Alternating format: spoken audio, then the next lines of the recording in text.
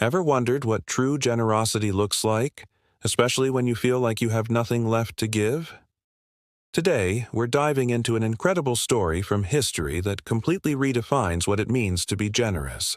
It's not about how much you have, but where your heart is.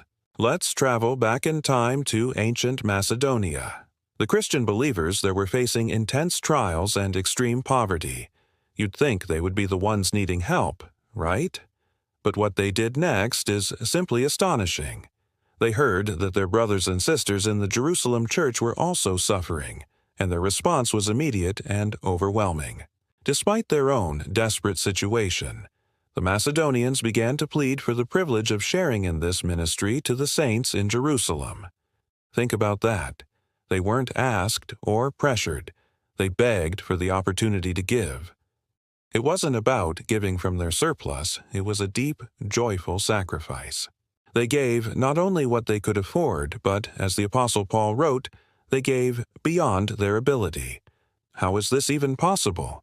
The secret wasn't in their bank accounts, it was in their devotion.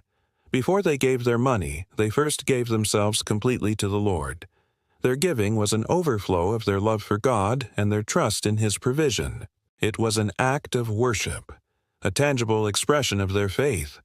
They saw their fellow believers not as distant strangers, but as family, and they were all in this together. This powerful story challenges us today. We often think we need to wait until we're financially stable or have enough before we can be generous. But the Macedonians show us that a generous heart isn't limited by circumstances.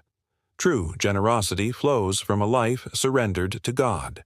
It's about recognizing that everything we have is a gift, and we have the incredible privilege of using it to bless others.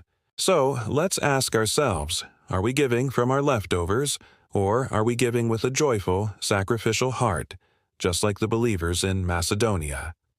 Thank you so much for watching. If this story inspired you, please hit that like button and subscribe for more content that can encourage and challenge your faith. We'll see you in the next video.